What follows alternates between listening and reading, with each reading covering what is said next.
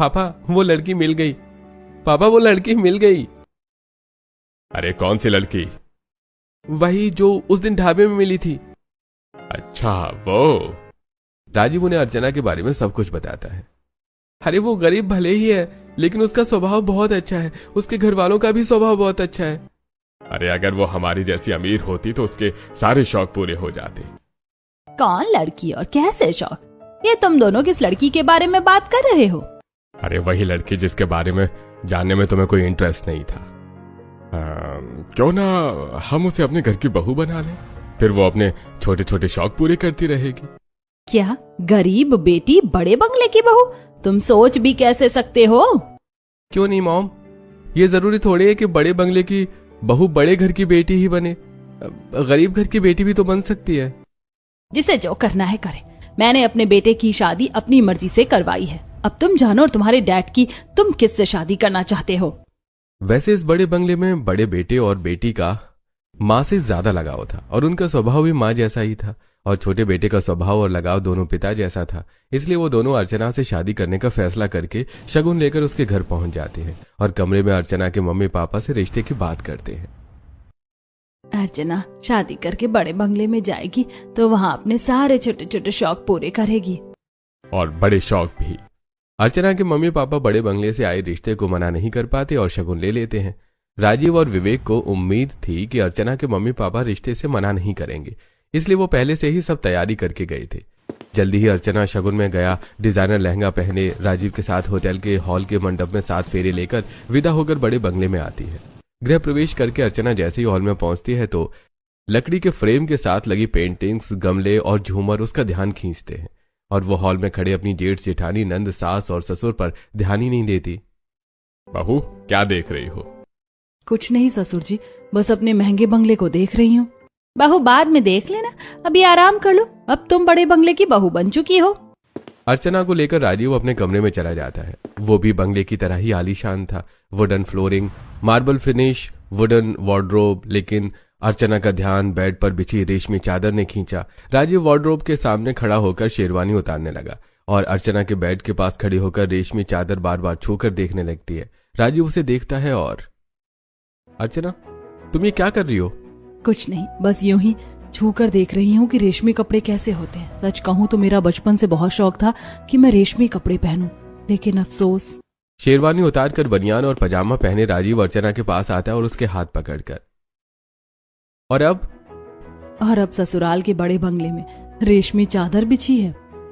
हाँ, और भी बहुत कुछ है यहाँ, तुम अभी आराम करो, वो सब बाद में देखना, शाम को तुम्हारी मुंह दिखाई की रस्म भी है। राजीव अर्चना को गले से लगाकर। ठीक है। शाम को अर्चना राजीव की दी हुई पर्पल कलर की साड़ी और गहने पहनकर हॉल में मुंह दिखाई की रस्म के लिए जाती है, जहां पहले से ही उसकी सास, नंद और जेठानी स्टाइलिश लहंगा, साड़ी और वेस्टर्न गाउन में उसी का इंतजार कर रही थी। कुछ ही देर में स्टाइलिश लुक में ललिता, प्रभा और कंचन भी पहुंच जाती हैं। वो सभी अर्चना को एक्सपेंसिव गिफ्ट्स जैसे डायमंड ईयर रिंग्स, हार और सोने के कंगन देती हैं, लेकिन उसका ध्यान गिफ्ट्स पर नहीं है, क्योंकि उसका ध्यान बार बार दीवार पर टंगी अर्बन पेंटिंग पर जा रहा है। अचानक अर्चना दीवार के पास जाकर पेंटिंग को निहारने लगती है। मीरा अर्चना के पास जाती है और अरे देवरानी जी, तुम यहाँ क्या कर रही हो? रस्म अभी खत्म नहीं हुई है। अर्चना पेंटिंग की फ्रेम पर हाथ रखने को होती है, लेकिन अपने हाथ रोक लेती है। मुझसे और कंट्रोल नहीं हो रहा जेठानी जी, मैं बस इस पेंटिंग को छू कर देखना चाहती हूँ। कितनी अच्छी लकड़ी की फ्रेमिंग है इसमें। छू कर मत देखो, ये बहुत महंगी फ्रेम है, ये लकड़ी इंडिया में नहीं मिलती, बहुत इम्पोर्टेंट है। अर्चना अपने हाथ पीछे खींच लेती है। ठीक है जेठानी जी, मायके में तो मेरे पास आइसक्रीम स्टिक से फ्रेम बनाने के भी पैसे नहीं थे। आपको पता है मुझे बहुत शौक है आइसक्रीम स्टिक से फोटो फ्रेम बनाने का। पास ही सोफे पर बिंदु के साथ बैठी फ्रूट चाट खा रही ललिता, प्रभा और कंचन अर्चना की बातें सुन लेती हैं और यह कैसी गरीब लड़की को अपने घर की बहू बनाकर ले आई हो बिंदु आंटी, जो सिर्फ एक फ्रेम देखकर ही खुश हो रही है। और कितने छोटे शौक हैं इसके, आइसक्रीम स्टिक से कौन फ्रेम बनाता है। हाँ, अगर वर्ल्ड के अलग अलग फ्लेवर की आइसक्रीम खाने का शौक होता तो बात अलग थी। पास ही खड़ी आइसक्रीम खा रही राशि, मेरी भाभी गरीब है तो शौक भी गरीबों वाले ही होंगे ना, ऐसे शौक तो हम अमीरों के होते हैं। अर्चना उन सब की बातें सुनकर शांत रहती है और मुंह दिखाई की रस्म खत्म होने के बाद उसकी सास, नंद और जेठानी उसे डाइनिंग हॉल में ले जाती। डाइनिंग हॉल पहुंचकर अर्चना पहली बार देखती है हरे जेड की डाइनिंग टेबल जो कि एक सुंदर झूमर के नीचे रखा है, शानदार लकड़ी की बनी डाइनिंग चेयर्स, लेकिन सबसे ज्यादा हैरान उसे टेबल पर रखी चांदी की क्रॉकरी करती है। अर्चना क्रॉकरी छूकर महसूस करती है। छोटी बहू, तुम क्या कर रही हो? मम्मी जी, आपको पता है मुझे चीनी मिट्टी की प्लेट में खाना खाने का शौक था, पर मैं अपने मायके में शौक पूरा नहीं कर पाई और बड़े बंगले के ससुराल में तो चांदी के चम्मच और प्लेट्स रखे हैं। हाँ, तो इतना खुश क्यों हो रही हो? तुम्हें पता होना चाहिए कि तुम अब कहाँ आ गई हो। तभी वहां विवेक, राजीव और राघव आते हैं। अरे तुम भी कैसी बातें कर रही हो? अरे बिंदु, धीरे धीरे बहू को आदत हो जाएगी, अभी तक उसको इन चीजों की आदत नहीं है। तभी वहां शेफ अंजू और नीलम ट्रे में रखकर पनीर पराठा, पनीर बिरयानी, पनीर दो प्याजा, रोस्टेड पनीर, बटर पनीर और तंदूरी रोटी लेकर प्लेट्स और कटोरी में सर्व करती हैं। पनीर की इतनी सारी डिशेस देखकर अर्चना हैरान हो जाती है। वाह, पनीर मेरा फेवरेट। शेफ, आज सिर्फ पनीर की डिशेस क्यों बनाई हैं? तुम्हें पनीर बनाने को किसने कहा था? तुम्हें तो पता है ना कि इस बंगले के लोगों को पनीर ज्यादा पसंद नहीं है। अरे पनीर बनाने को मैंने कहा था, छोटी बहू को पनीर काफी पसंद है, उसे पनीर का शौक है। हाँ, मुझे बहुत शौक है पनीर का, लेकिन आज तक मैं मन भरकर पनीर नहीं खा पाई। आज खाऊंगी। What nonsense! क्या तुम इतनी गरीब थी कि कभी पनीर नहीं खा पाई? और ये कैसा शौक है तुम्हारा पनीर खाने का? हाँ, गरीब हूँ तो शौक भी गरीबों वाले ही होंगे। बहू, पनीर पर चर्चा बाद में कर लेंगे, पहले डिनर कर लो। विवेक की बात सुनकर सब लोग खाना शुरू करते हैं। पनीर देखकर सब बेमन से खाना खाते हैं, लेकिन अर्चना बहुत ही खुशी से। डिनर करने के बाद राजीव अर्चना के साथ बंगले के बाहर गार्डन में टहलने जाता है। वो दोनों बाहों में बाहें डालकर टहल रहे होते हैं। तभी अर्चना की नजर दरवाजे पर रखे बेरंग गमलों पर पड़ती है। वो राजीव को लेकर गमलों के पास जाती है और देखो ना राजीव, ये गमले कितने बेरंग दिखाई दे रहे हैं। राजीव गमलों की तरफ देखता है और हाँ, है तो बेरंग। तुम मुझे कलर लाकर दोगे क्या? कलर? क्या करोगी कलर का? इन बेरंग गमलों में रंग भरूंगी। मुझे बहुत शौक है बेरंग चीजों में रंग भरने का। अच्छा ठीक है, मैं कल दिन में ला दूंगा। वो दोनों अपने कमरे में जाकर सो जाते हैं। फिर अगले दिन दोपहर में मीरा के घर से जाने के बाद राजीव अर्चना को वाटर कलर और ब्रश लाकर दे देता है और वो गमलों पर सुंदर ग्रेफिटी बनाने लगती है। पूरी तरह अपने काम में खोई अर्चना को पता ही नहीं चलता कि कब दोपहर से शाम हो जाती है और 3 गमलों में वो ग्रेफिटी बना चुकी होती है और चौथे में शुरू करती है। तभी वहां उसकी नंद राशि के फ्रेंड्स नेहा और सुहानी वहां आती हैं और अर्चना को पेंटिंग करते देखकर रुक जाती हैं। वाह, ये कितनी अच्छी पेंटिंग कर रही है। वो दोनों हॉल में पहुंच जाती हैं, जहां सोफे पर बैठी राशि उन दोनों का ही इंतजार कर रही थी। उसी ने तो बुलाया था उन्हें। बाहर जो पेंटिंग कर रही है, कौन है वो? अरे वो मेरे ड्राइवर की बहू है। उसे ग्राफिटी का बहुत शौक है। उसे कैनवस नहीं मिल रहा था तो मैंने उसे घर के गमले पेंट करने का काम दे दिया। वो भी खुश और घर के बेरंग गमलों को भी नया लुक मिल जाएगा। वाह, बहुत अच्छी आर्टिस्ट है वो तो। अपने कमरे से बाहर आता हुआ राजीव राशि की बात सुन लेता है और उसके पास आकर, राशि, तुम अपनी भाभी के बारे में अपनी फ्रेंड से क्या बात कर रही हो? तभी अर्चना रंगे हाथ और ब्रश के लिए थकी हुई लेकिन खुश हॉल में आती है और राजीव को देखकर, सारे गमले रंगीन हो गए। तभी मीरा बाहर से रंगे गमले देखती हुई वहां आती है और अर्चना के रंगे हाथ देखकर, देवरानी, तुमने सारे गमले रंग दिए, सत्यानाश कर दिया पूरे गमलों का। मैंने ये सारे गमले खास ऑर्डर देकर मंगवाए थे। तभी वहां अपने कमरे से विवेक आते हैं और अर्चना के रंगे हाथ और मीरा की बात सुनकर सारा माजरा समझ जाते हैं। अरे कोई बात नहीं बहू, और गमले आ जाएंगे। तुम्हारी देवरानी जो शौक मायके में पूरा नहीं कर पाई वो यहाँ कर रही है। आखिरकार हमें किस चीज की कमी है कि तुम इतना भड़क रही हो? तभी अर्चना की नजर मीरा के झुमकों पर पड़ती है और मीरा के पास जाती है और वाह जेठानी जी, आपके झुमके तो काफी अच्छे और काफी महंगे भी लगते हैं। मुझे भी शौक है कि मैं ऐसे झुमके पहनूं, लेकिन ये डायमंड है और गरीबों का ऐसे झुमके पहनने का शौक कभी पूरा नहीं होता। उनकी 7 पीढ़ियां भी ऐसे झुमके नहीं खरीद पाती। हाँ जेठानी जी, आप बिल्कुल सही कह रही हो। मैं तो स्टोन वाले झुमकों की बात कर रही हूँ। मतलब तुम्हें शौक भी है तो सस्ते स्टोन वाले झुमके पहनने का। बात बिगड़ती देख। अरे छोटी बहू, अब तुम अपना शरीर साफ कर लो, सूख जाएगा तो आसानी से निकलेगा नहीं।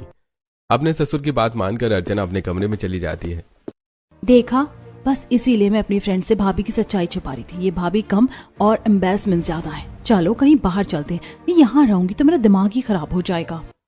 राशि अपनी फ्रेंड्स को लेकर वहां से चली जाती है। ऐसे कुछ दिन बीतते हैं और फिर पूरा परिवार रेडी होकर 8 सीटर SUV में मीरा के मायके उसके मम्मी पापा की 30वीं सालगिरह के सेलिब्रेशन में शामिल होने जा रहा होता है और विंडो सीट पर बैठी अर्चना का ध्यान बाहर के नजारों पर था।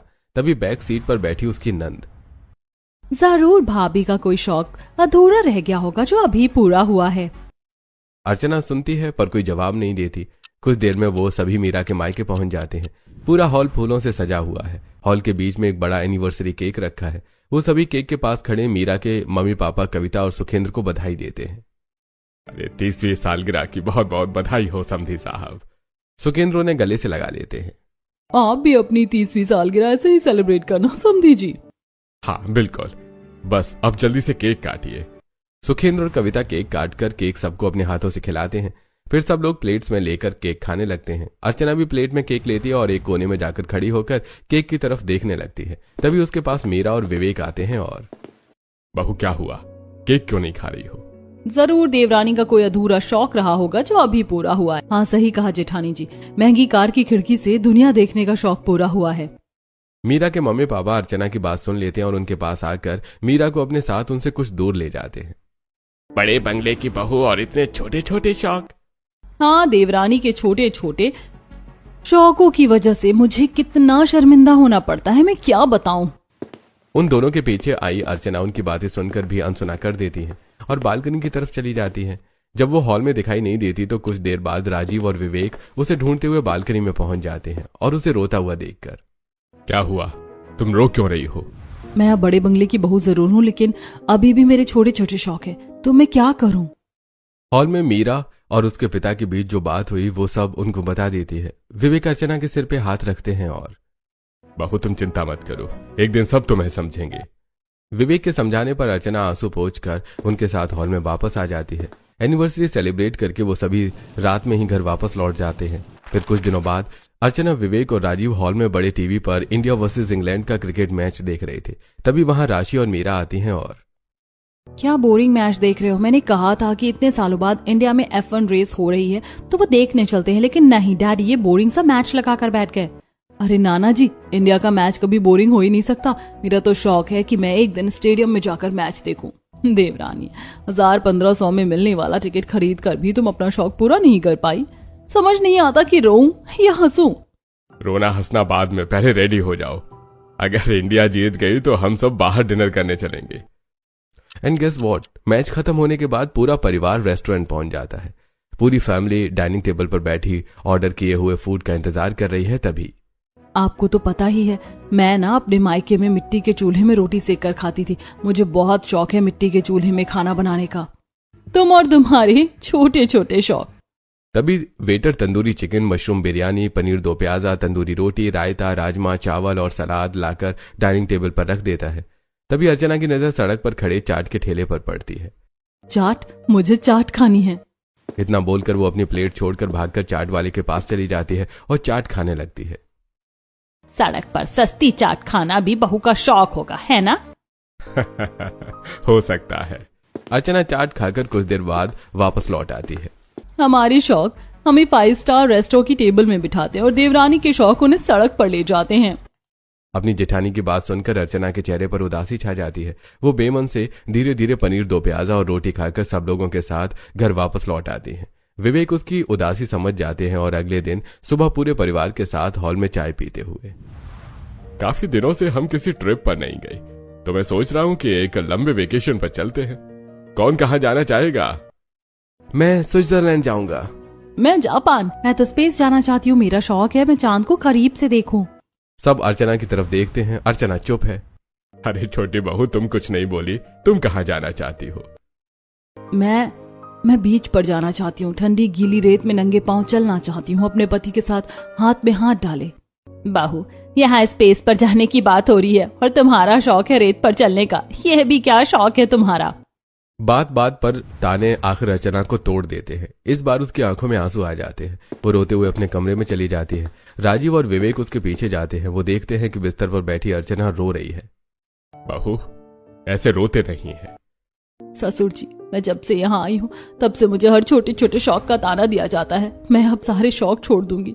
मुझे नहीं पता था कि बड़े बंगले की बहू के छोटे छोटे शौक से किसी को परेशानी भी हो सकती है।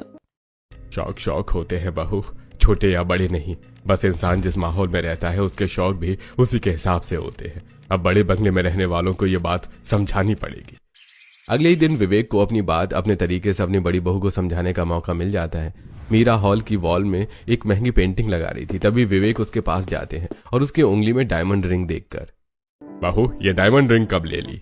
मैं वॉल पर इतनी एक्सपेंसिव पेंटिंग लगा रही हूँ और आपका ध्यान मेरी रिंग पर गया। मैं बताना भूल गई थी, अभी परसों ही ली है। कैसी है? मेरा एक फ्रेंड है, उसके पास बहुत बड़े बड़े डायमंड्स का कलेक्शन है। उनके मुकाबले तो ये कुछ भी नहीं है। डैड, जिसको जैसा शौक है वो वैसा ही करेगा ना। मुझे छोटे डायमंड कलेक्ट करने का शौक है तो मैं छोटे कर रही हूँ।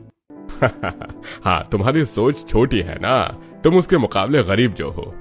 मीरा को सोच में डालकर विवेक हंसते हुए वहां से चले जाते हैं। अजीब बात है, डैड आज कैसी बातें कर रहे हैं। हॉल से विवेक राशि के कमरे में पहुंचते हैं, जहां वो बेड पर बैठी टैब में एस्ट्रोनॉट बनने का प्रोसेस सर्च कर रही है। राशि, क्या कर रही हो? एस्ट्रोनॉट बनने की प्रोसेस सर्च कर रही हूँ। तुम्हें पता है, मेरे फ्रेंड का बेटा, उसे स्पेस एक्सप्लोर करने का इतना शौक है कि वो एक कंपनी ही बना रहा है। वो खुद के रॉकेट से स्पेस जाना चाहता है। कितना कूल है ना? हाँ डैड, कूल तो है। अब उसे शौक है, उसके पास पैसा है तो वो कर रहा है। काश मेरे पास भी इतना पैसा होता तो मैं भी कंपनी खड़ी कर देती। अच्छा हाँ, मैं भूल गया था कि हर शेर का सवा शेर होता है। डैड, आप कहना क्या चाहते हैं? कुछ नहीं, तुम प्रोसेस सर्च करो। विवेक अपनी बातों से राशि को भी सोचने पर मजबूर करके वहां से चले जाते हैं। फिर 2 दिनों बाद विवेक अपनी पत्नी, बड़ी बहू और बेटी के साथ हॉल में बैठे थे। राशि, प्रोसेस पता चला या नहीं? और बड़ी बहू, कितने डायमंड कलेक्ट हो गए? वो दोनों विवेक की बात का कोई जवाब नहीं देती। फिर, अरे तुम्हें पता है, मुझे बचपन में पत्थर कलेक्ट करने का शौक था। अलग अलग छोटे छोटे रंग बिरंगे पत्थर जो नदी की रेत में मिलते, वो वाले। हाँ, तब आप छोटे थे, सस्ते महंगे की समझ नहीं थी, तो आपके शौक भी छोटे थे। अरे तुम इतनी बड़ी बात इतनी आसानी से समझ गई, क्योंकि वो बात मुझसे जुड़ी है। लेकिन वही बात तुम छोटी बहू की नहीं समझ रही हो, क्योंकि वो गरीब है, इसलिए तुम्हें उसके शौक छोटे छोटे लगते हैं। तुम इस बात को समझो कि जो जिस माहौल में रहता है उसके शौक पसंद या नापसंद उसके हिसाब से ही होते हैं। अच्छा, अब समझी परसों आपकी क्या मतलब थी। और मैं भी समझ गई। समझ गए ना कि शौक छोटे या बड़े नहीं होते। शौक तो शौक होते हैं जिनसे इंसान को खुशी मिलती है। जिस तरह तुम खुश होती हो उस तरह छोटी बहू भी खुश होती है अपने शौक पूरे करके।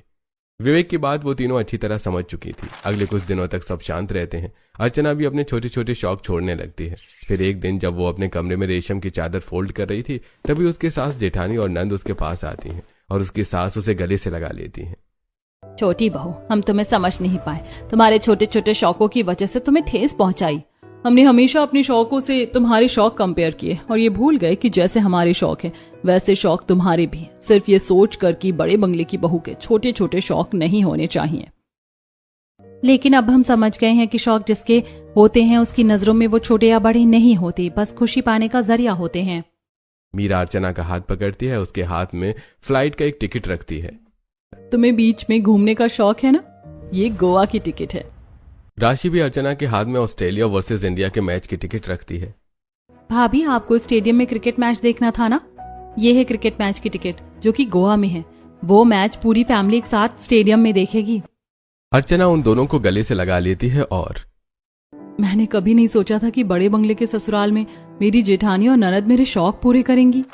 कुछ दिनों बाद मैच वाले दिन पूरा परिवार टीम इंडिया की जर्सी पहने स्टेडियम में पहुंच जाता है और ऑस्ट्रेलिया वर्सेस इंडिया मैच में इंडिया को चीयर्स करते हुए India India India India, come on India. मेरा शौक था कि मैं स्टेडियम में मैच देखूं और इंडिया को चीयर करूं। आप लोगों ने मेरा शौक पूरा किया। थैंक यू ननद जी, थैंक यू जेठानी जी। अभी एक और शौक बाकी है तुम्हारा। मैच देखने के बाद पूरा परिवार अगले दिन की शाम गोवा बीच पहुंच जाता है और वो सभी नंगे पांव एक दूसरे के हाथ थामे गीली रेत में चलते हुए ढलते सूरज को देख रहे हैं। छोटे छोटे शौक भी पूरे होने पर कितनी बड़ी खुशी देते हैं ना। हाँ बहू, और बड़े बंगले की बहू के छोटे छोटे शौक परिवार को एक साथ भी ला सकते हैं। तो आपने देखा, बड़े बंगले की बहू के छोटे छोटे शौक परिवार को साथ ले आए।